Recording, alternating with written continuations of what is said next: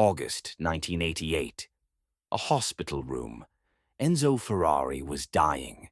90 years old, kidney failure. His family was there. The doctor spoke quietly. If he'd come 6 years ago, he might be alive now. Someone asked, why didn't he come? The doctor didn't answer. Because he didn't know. Ferrari knew. But he never said. 2 days later, he died. This is the story of why a man found dying easier than being sick. 1982. Ferrari was 84. The fatigue had started. Obvious. Weight loss, pallor. His family forced him to the hospital. Tests were done. The doctor explained the results. Kidney failure, chronic. Treatment required. What does treatment mean? Ferrari asked. Weekly checkups, blood tests, medication, diet.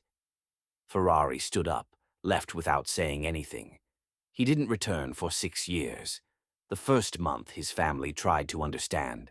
Why won't you go? Lena asked. Ferrari didn't answer. Enzo, the doctor said treatment. I didn't hear. How didn't you hear? You were there. I said I didn't hear. Lena didn't insist. You didn't insist with Ferrari. He'd closed off. The subject was over. But Lena noticed something. Ferrari was afraid, not angry, not defiant, afraid. Years later, Lena recalled, when the doctor said kidney failure, Enzo's face changed, for 1 second. Then it closed, but in that second I saw it. Fear. The first year, Ferrari continued normally. Factory, work, routine. Only one thing changed. In the afternoons, he held meetings in his office. Door locked. No one could enter. His secretary admitted years later. There was no meeting. He was sleeping, inside, for hours. Then he'd wake up, open the door, continue as if nothing had happened. One day, the secretary accidentally opened the door. Ferrari was in his chair, head dropped forward, sleeping. The secretary quietly closed it. Ferrari never mentioned it, as if it hadn't happened. But the secretary knew. Enzo Ferrari was getting tired, and no one should see it, no one should know. 1984. 2 years passed. Ferrari's weight dropped, from 75 to 68. Clothes started hanging loose. The tailor noticed. Signor Ferrari, shall we make new suits? No need. But the old ones no longer. I said no need. The tailor stayed quiet. Because making new suits meant accepting the change, and Ferrari wasn't changing, just a little tired.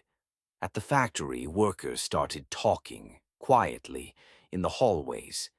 Did you see Signor Ferrari? He's lost so much weight. I think he's sick. Shh, don't say it. If he doesn't say it, we don't say it. It was a kind of silent agreement. Everyone knew. No one spoke about it. 1985. 3 years passed. In a meeting, Ferrari stopped while speaking.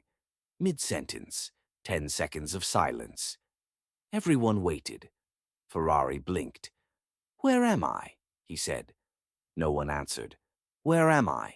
He asked again. This time his voice trembled. An engineer. You're in a meeting, signor. We were discussing vehicle design. Ferrari looked, as if seeing the room for the first time. Yes, he said. Design. Continue. The meeting continued, but afterward no one spoke, because there were no words. Enzo Ferrari had lost control, for a moment, but he'd lost it, and everyone had seen. That same night, Ferrari sat at home with Lena. What happened today? Lena asked. Nothing. Enzo, I said nothing. Silence. Then Ferrari spoke, very quietly. For a moment, I forgot where I was. Lena turned. What? I was in a meeting. I was speaking. Then, blank. Like I woke up but didn't know where I was. Maybe we should see a doctor. No. Enzo, this is serious. I said no. Lena said nothing more, because there was something in Ferrari's voice. Not fear. Worse. Panic. 1986. 4 years passed. Ferrari fainted in a meeting. He was sitting in his chair. Suddenly his head dropped, unconscious. Workers called the factory doctor. The doctor examined him. He needs to go to the hospital. Ferrari woke up. Where am I? At the factory. You fainted.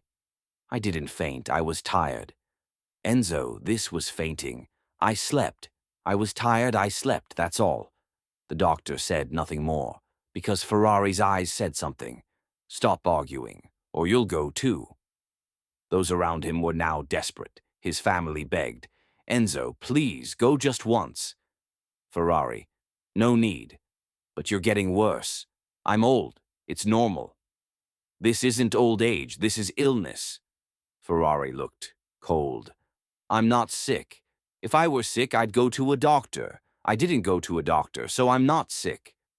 The logic was flawless. Insane logic. But logic. A friend asked, why, Enzo? Is this just about control? Ferrari was silent for a long time. Then he spoke, very quietly. When Dino died, I trusted doctors. We did everything, every treatment, every attempt. None of it worked.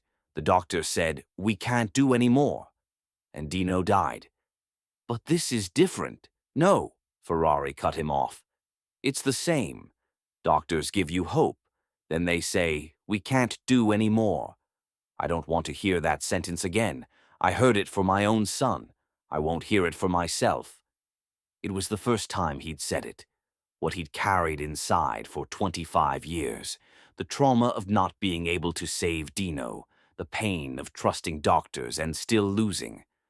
Control wasn't just pride. It was protection.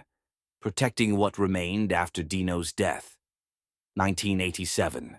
5 years passed. Ferrari was now struggling to walk. Shortness of breath.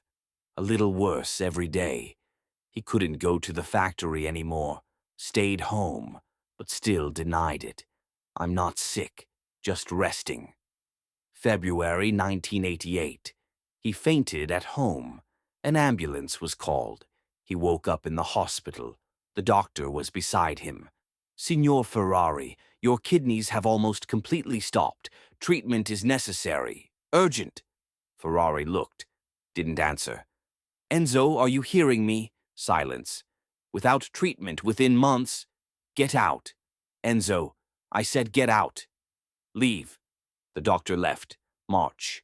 He was hospitalized again, unconscious. This time the doctors spoke with Lena.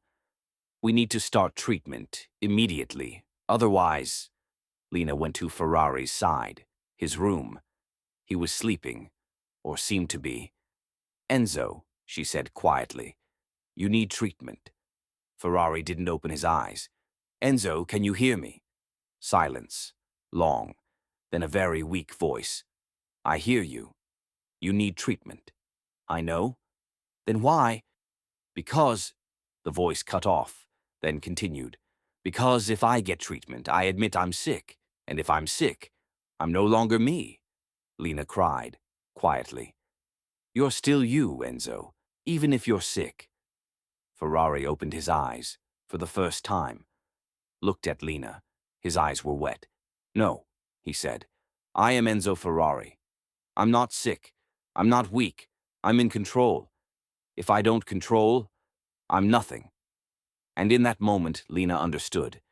This wasn't pride. It wasn't fear. It was identity. Ferrari couldn't be sick, because a sick Enzo Ferrari wasn't Enzo Ferrari. That same night, the doctors came again. Signor Ferrari, we need to start treatment. Ferrari looked for a long time, then spoke, with great difficulty. The words came out forced. Do whatever's necessary. 3 words, the first time in 6 years. The doctor, you're accepting? Ferrari didn't answer, just closed his eyes. The doctor took this as acceptance, but it was too late. The kidneys were damaged. No going back. Treatment extended his life, days, weeks, but didn't save him. July. The doctors, we can't do any more. When Ferrari heard this, he said nothing, just nodded, as if he knew, as if he'd been waiting. It had finally come. That sentence, the sentence he'd been running from for 25 years. We can't do any more. Early August, he went home. August 14th, he died. One man, one illness, 6 years. Why did Ferrari refuse? Control. Yes, but not just that. Fear, Dino's trauma, distrust of doctors, identity. All of it. Ferrari couldn't be sick, because being sick meant not being Enzo Ferrari. He was like a machine. Machines don't get sick. They break or they work. Being sick was a human thing, and Ferrari had abandoned humanity long ago. With Dino, what could those around him have done? Forced treatment? Ferrari would have run, would have refused more. Let him be. That would have been letting him die. There's no answer, only one fact. Ferrari chose to die, rather than be sick. Insanity, principle, fear, all of it, or none of it. Sometimes a person doesn't die from illness. They die from losing their identity. Ferrari gave his life to protect his identity. Was it worth it? The answer is yours. But one thing is certain, Ferrari remained Enzo Ferrari until his last breath. Not sick, not weak, in control. Maybe that was the most important thing to him, more important than living.